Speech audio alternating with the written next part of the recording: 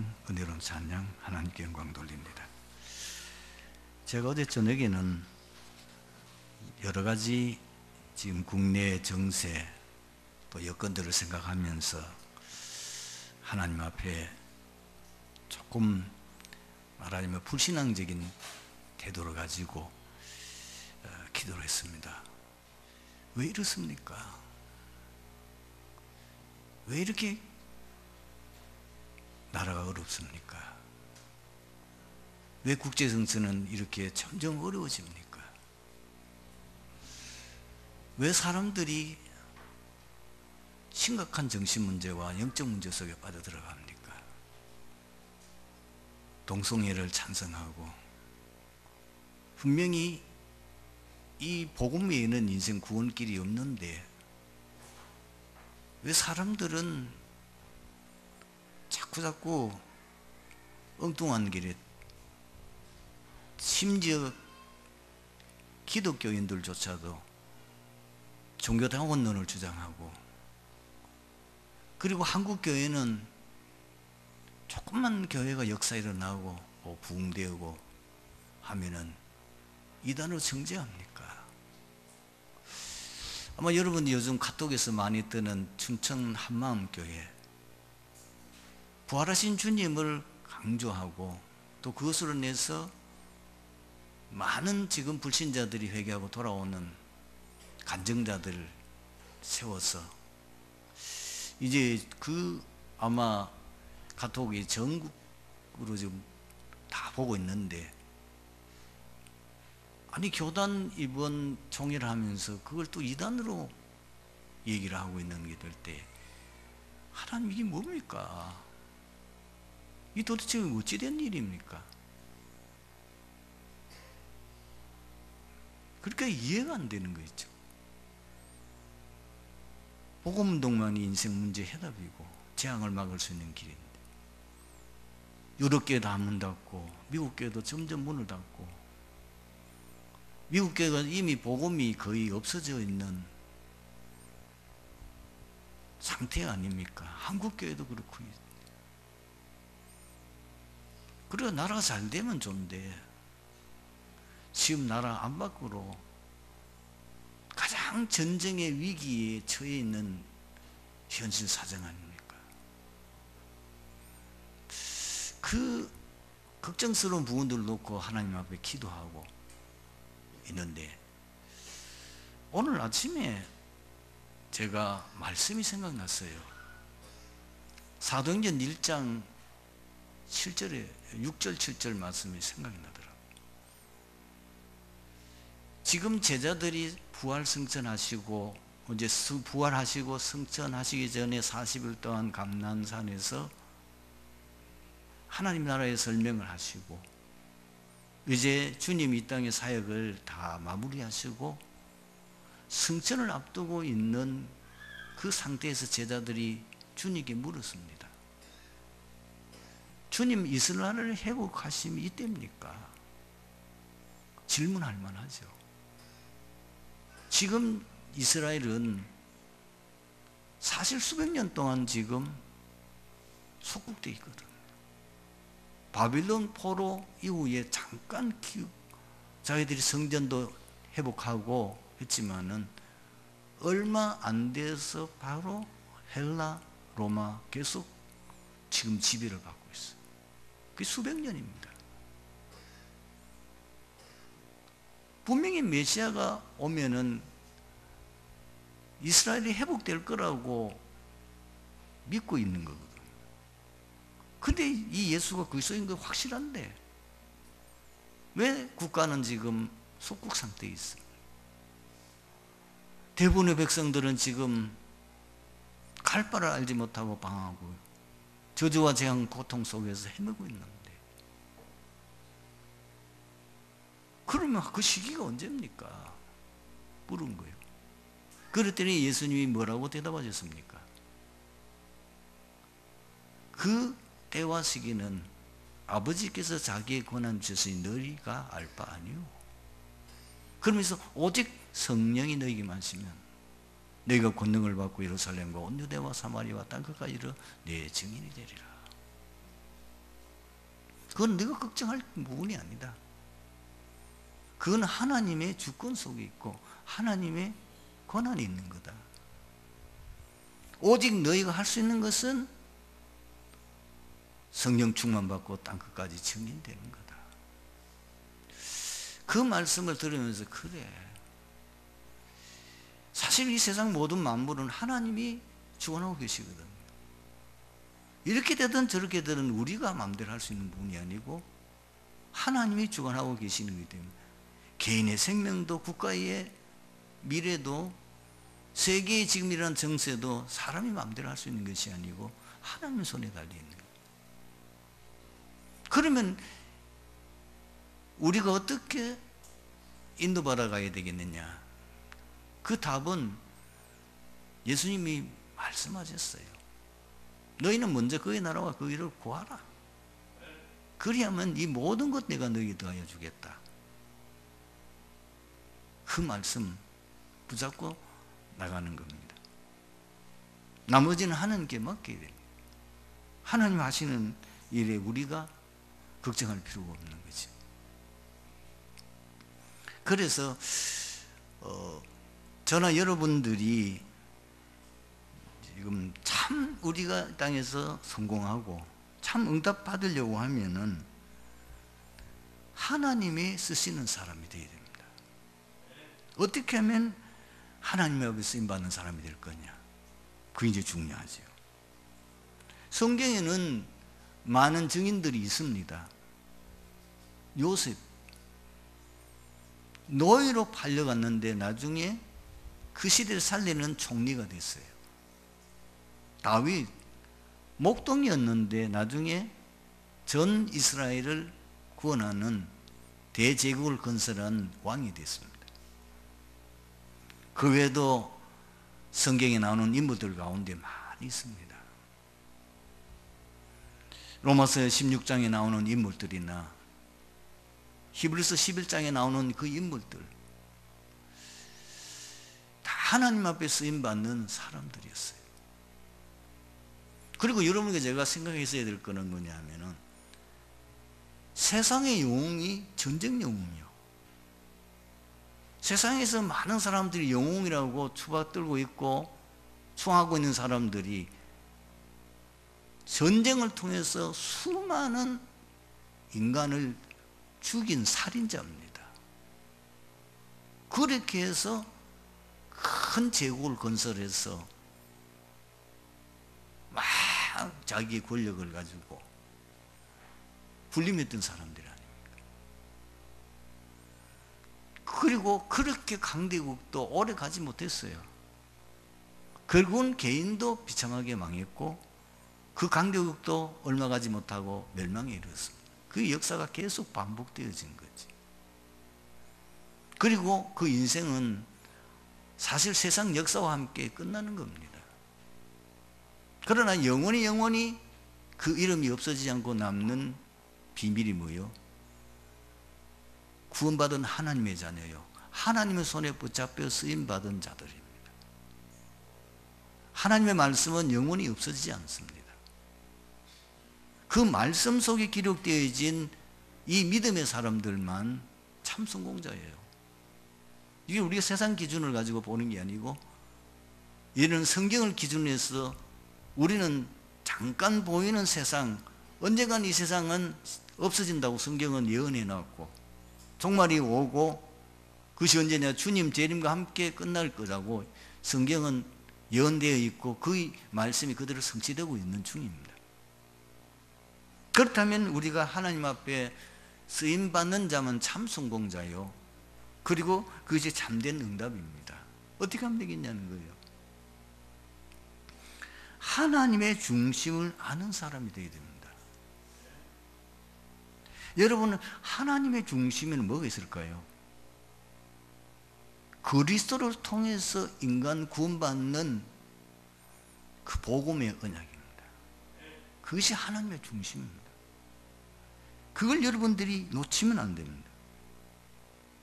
그래서 시대마다 하나님께서 재앙이 닥쳐서 그리고 엄청난 문제가 올 때마다 하나님이 다시 복음을 설명하신 거예요.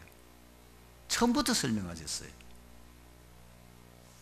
창세기 3장 15절, 노아 시대 때 창세기 6장 14절 방주, 그리고 이스라엘 백성들이 노예됐을 때 다시 피제사 그리스도, 이스라엘 백성들이 포로됐을 때 다시 또 그리스도, 지금 속국되어지는 이스라엘 백성들에게 또 하나님 약속하신 것이 뭐요? 그리스도입니다. 이 비밀을 가진 초대교회가 로마를 정복하게 되어집니다. 두 번째로 우리가 어떻게 하나님 앞에 쓰임받을 수 있겠습니까? 하나님의 소원을 아는 사람입니다. 하나님의 소원이 뭐죠? 디모데전서 2장 4절에 하나님은 모든 사람이 구원을 받으며 진리를 아는 데 이르기를 원하시느니라. 빌립보서 2장 13절에 놀라운 말씀이 있어요.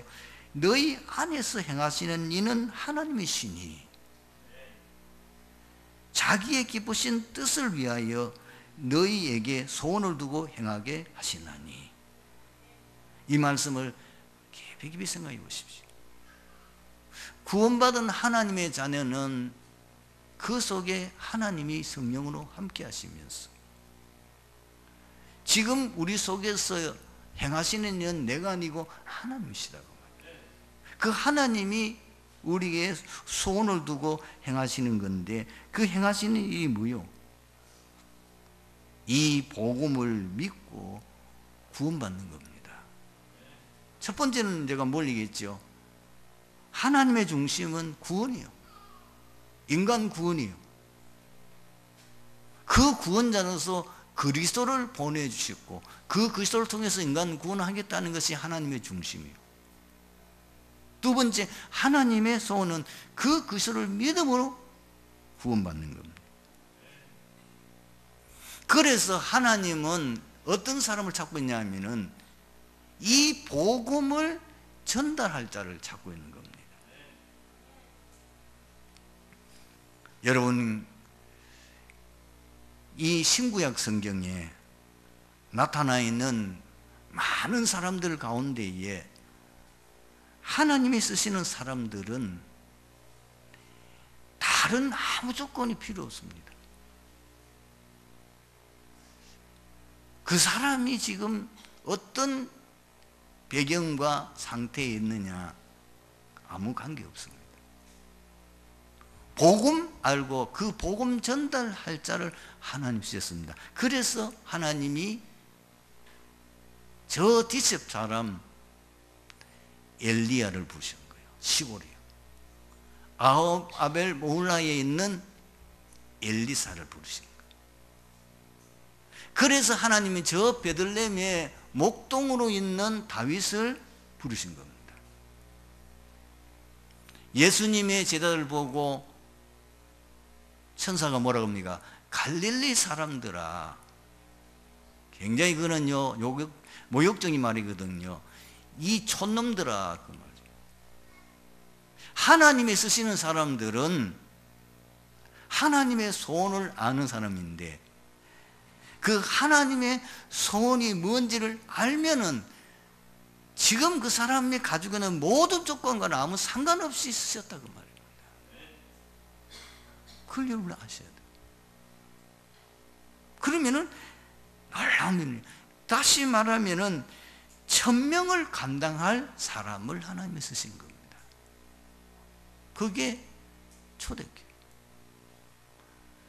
왜 하나님 무디를 쓰셨느냐?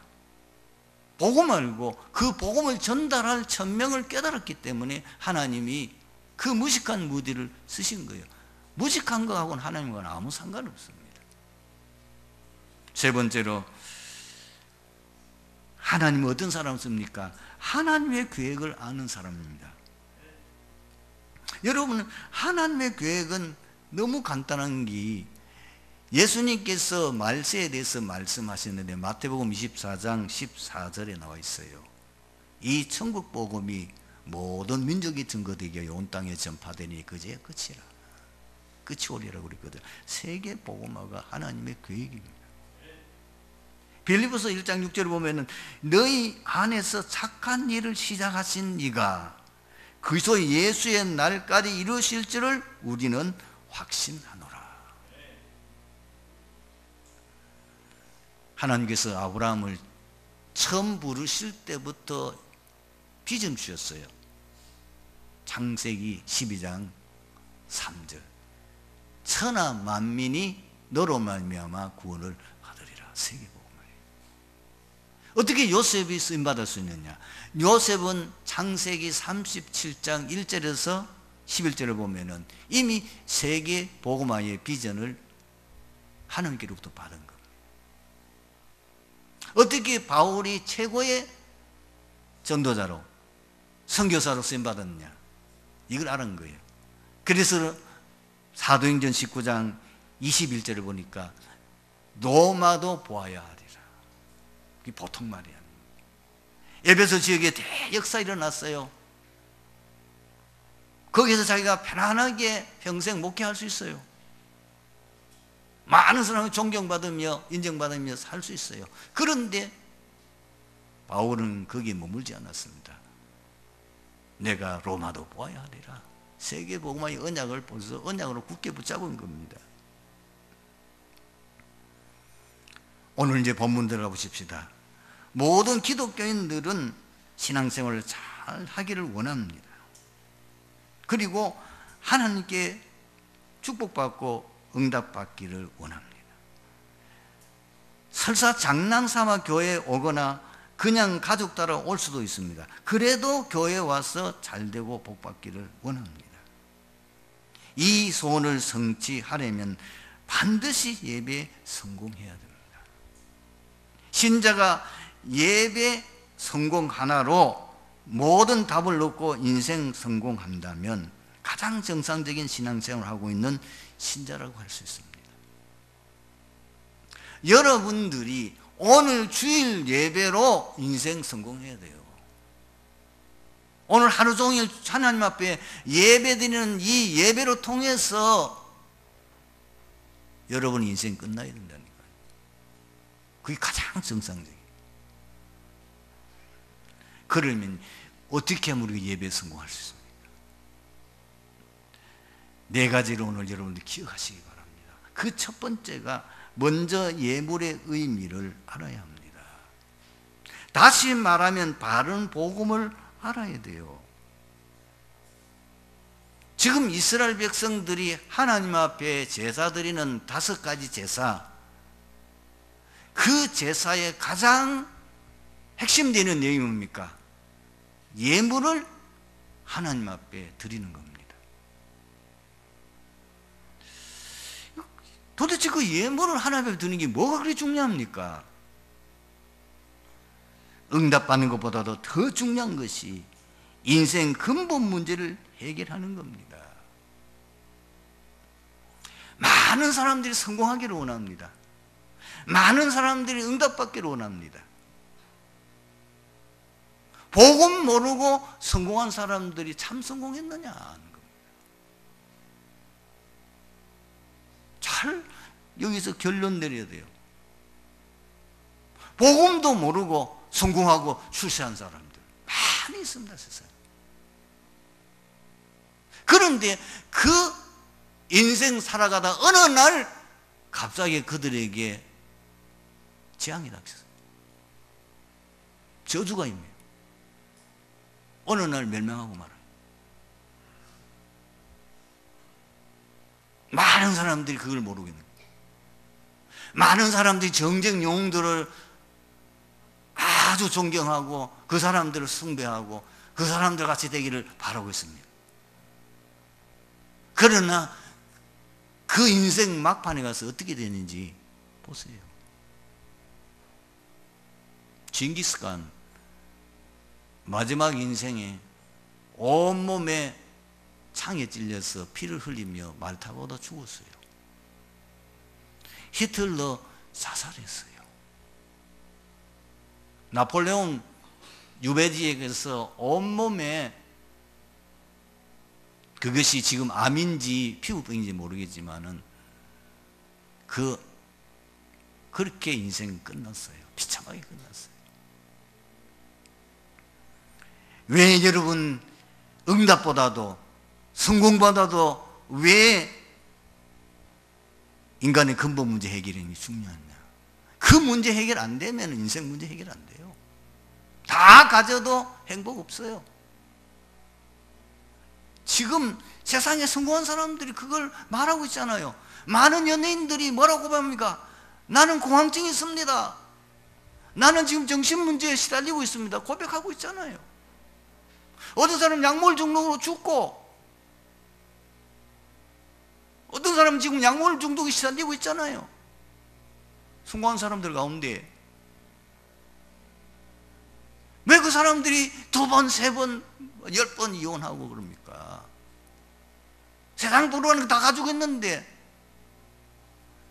모든 사람이 부러워하는 이쁜 여자 부인으로 뭐 같이 살고 있는데 왜 만족 못하고 또 이혼하고 또 이혼합니까?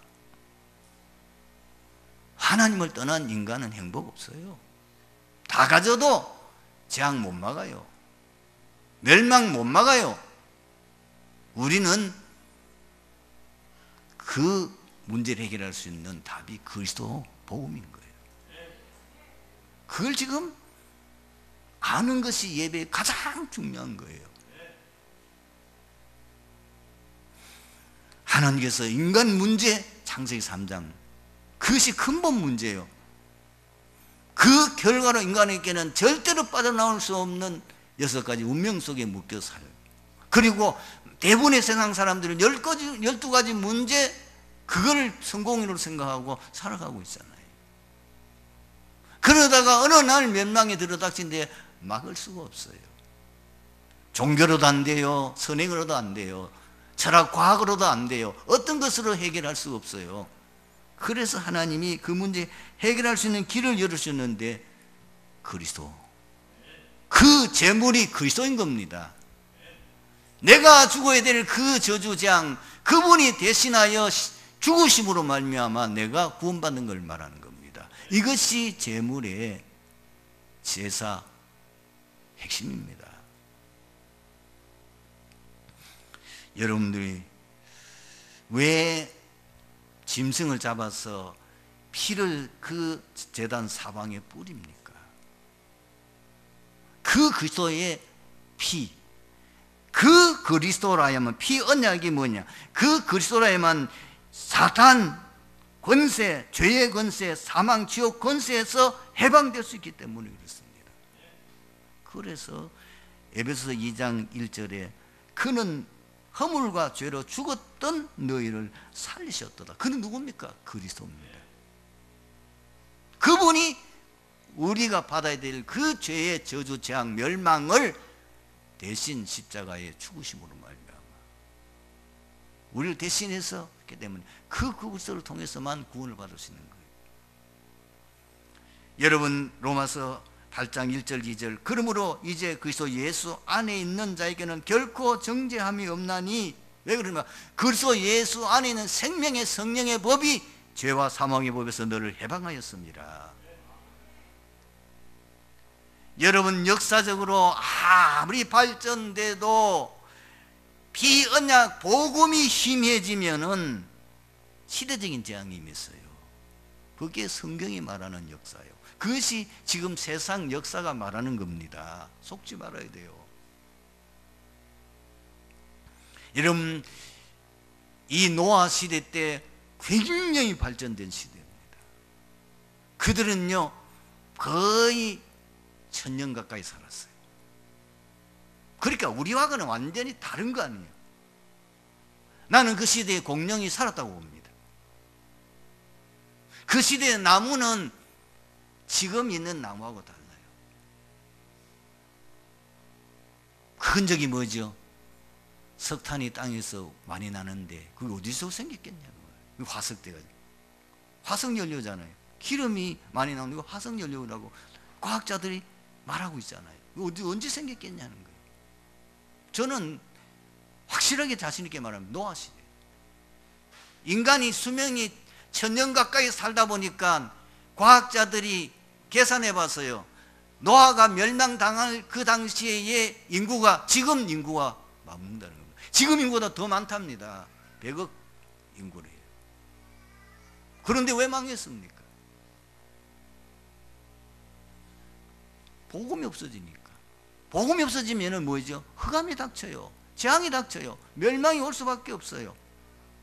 지금 전 세계가 지금 위기 시대를 맞이하는 게 뭐냐? 이렇게 발전되어지는데 1차 산업, 2차 산업, 3차 산업, 이제는 4차 산업, 뭐 어마어마하게 여러분들이 진짜 가만히 앉아가지고 또 편안하게 기계 하나로 모든 거 할 수 있는 시대가 오는데도 왜 재앙은 그래서 끊이지 않냐 그 말이에요. 복음이 끊어지면 소용없어요. 우리는 반드시 이 비밀을 알고 예배 드려야 승리합니다. 인생 모든 문제 해결자이신 예수 그리스도를 날마다 예배드릴 때마다 고백하고 그분을 믿음으로 말미암아 구원받는 믿음의 확신을 가지고 그 그리스도를 누리고 그 은혜 주신 것에 감사하고 그분을 나의 주인으로 모시고 이제는 복음 전달자로서 증인으로서 그걸 천명으로 삼고 사는 사람이 가장 행복한 겁니다. 그것이 우리의 인생의 삶입니다. 여러분 왜 인생에 행복이 없는지 답 찾아야 돼요. 여러분이 지금 이것까지 전혀 모르고 살고 있잖아요. 예수 믿지만 여러분들이 거의 세상 불신자 수준으로 살아가고 있잖아요. 잠깐의 행복은 있습니다. 집 사면 좋은 차 타고 다니면 며칠 동안은 뻑이 그대겠죠. 얼마 가면은 다 또 고민 속에 잡힙니다. 끊임없습니다. 세상 거는 바닷물 마시는 소금을 마시는 것 같아요. 계속 갈증도 나서 결국은 죽어요. 두 번째는 뭐냐? 강단을 통해서 하나님의 말씀을 받는 시간이 하나님께서 가장 큰 축복을 내리는 시간입니다. 하나님께서 말씀을 주시고 말씀을 성취하십니다. 그런데 하나님께서는 시대를 초월해서 주의 종들을 통해서 말씀을 주십니다. 신명기 21장 5절입니다. 레위 자손 제사장들도 그리로 갈지니 그들은 내 하나님 여호와께서 택하사 특별 택했어요. 뭐 하기 위해서? 자기를 섬기게 하시며 예배지요. 또 여호와의 이름으로 축복하게 하신 축복권이죠. 모든 소송과 모든 투쟁이 그들 말대로 판결될 것이라 판결권. 주의 종들에게 주신 거예요. 시대마다 하나님께서는 이 족장 시대 때는 그 족장이 제사장이고 말씀을 맡아서 전달하는 사람이에요. 노아, 아브람, 모세, 그리고 구약 시대는 선지자들이. 그런데 이제 신약 시대가 오면서 이거 자꾸 이제 사회가 복잡해지고 그리고 조직화가 되어지다 보니까 사도나 제자들, 하나님께서는 그러나 지금도 변함없이 뭐예요? 말씀을 받아서 전달하는 직분을 특별히 주신 거예요. 그래서 여러분들이 강단 메시지를 놓치지 말아야 됩니다. 여러분들이 일주일 동안 살 때 어떻게 살아야 됩니까? 하나님께서 주시는 그 강단 메시지를 사모하고 그 강단 메시지를 여러분들이 경청하고 그리고 여러분들이 그 예배 승리하기 위해서 강단 메시지 붙잡고 살기 위해서 일주일 내내 사실 주일 준비하는 삶이 되어야 됩니다. 그리고 매일 말씀 묵상하고 그 말씀을 되새기면서 그 말씀 따라 인도받고 그 말씀에 성취되는 말씀의 증인으로 살아가는 겁니다. 세 번째는 뭐냐? 평상시 기도에 성공하는 겁니다. 이사야서 40장 31절에 여호와를 앙망한 자는 새 힘을 얻으니 독수리 날개치며 올라감 같을 것이요. 예레미야 33장 3절에 너는 내게 부르짖으라 내가 내게 응답했고 내가 알지 못하는 크고 은밀한 일을 보이리라. 시대마다 하나님 앞에 쓰임받았던 사람들, 예배에 성공했던 사람들이 뭐예요? 평상시 기도의 사람이었습니다. 요셉의 생애를 보세요. 창세기 39장 1절에 6절.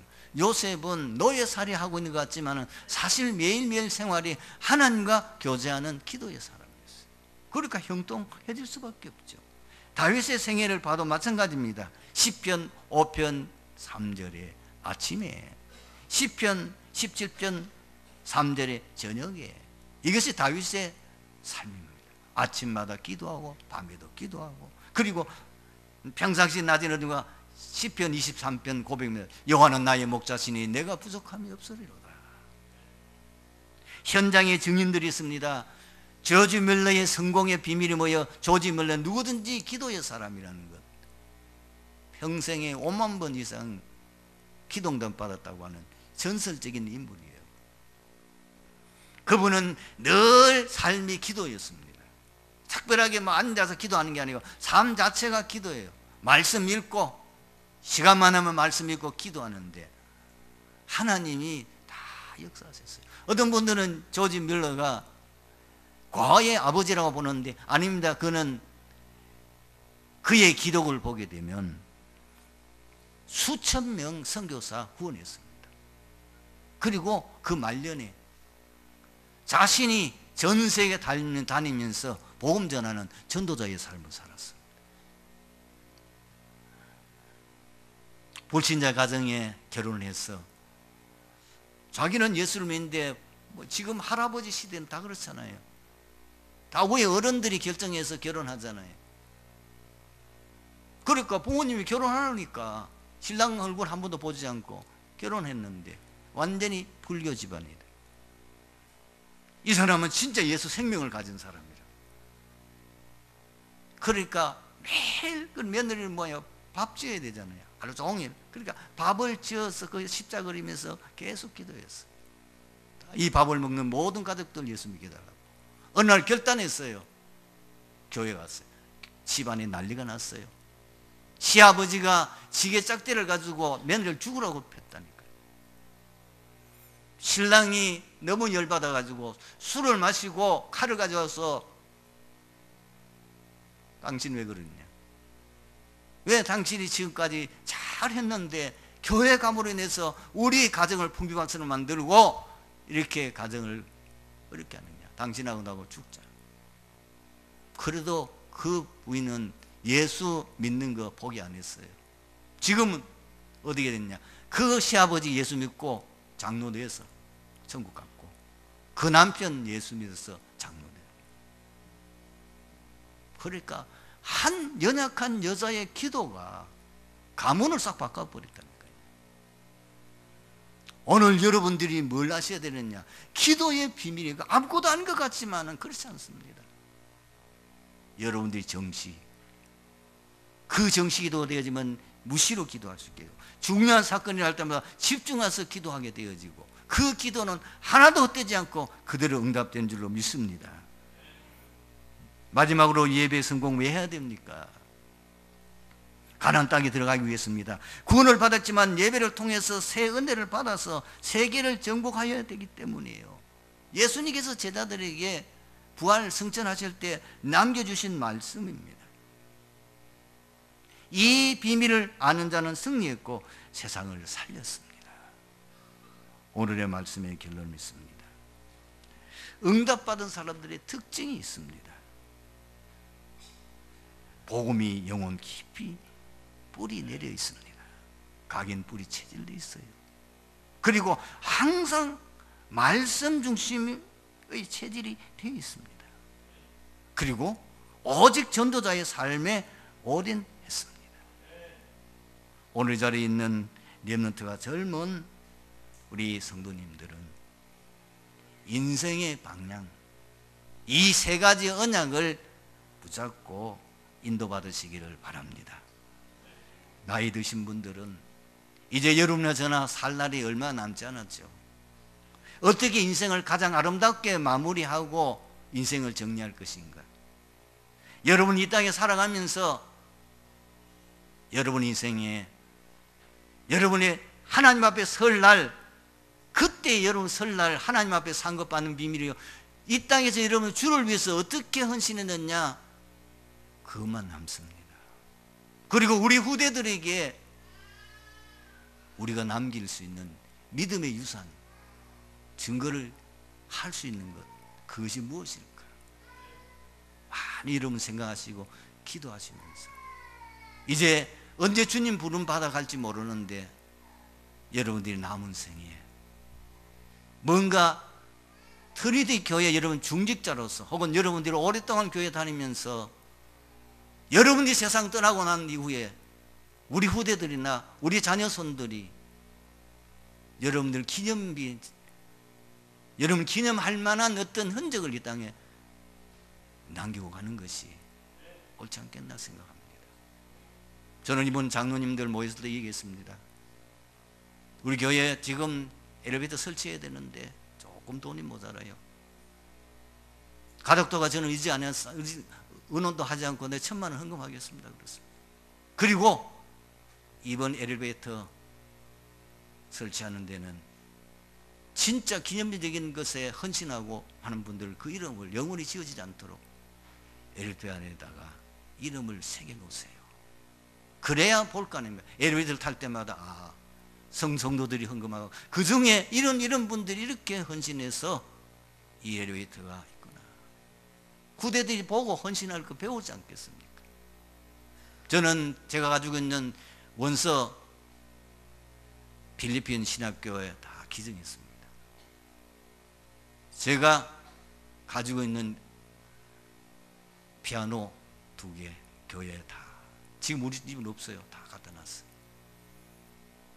뭔가 우리 후대들에게 믿음의 선조로서 신앙의 발자취 따라오도록 여러분 본보기를, 우리 후대들이 이런 보고 저렇게 신앙스러워야 되겠구나 라고 할 수 있는 흔적을 남길 수 있는 그 기도를 하시기를 바랍니다. 기도하겠습니다. 하나님 은혜 감사합니다. 오늘 우리가 이 땅에 살아가면서 조만간에 주님 앞에 설 수밖에 없는데, 하나님 나그네 같은 인생살이 어떻게 살아야 되는지, 예배 하나로 모든 해답 얻을 수 있는 이 비밀 오늘 은혜로 붙잡고 참 성공자들이 어떻게 살았는지 그 삶을 우리 마음판에 새기고 그것을 우리의 언약으로 삼고 살아갈 수 있게 해 주시옵소서. 주 예수 그리스도의 이름으로 기도드립니다.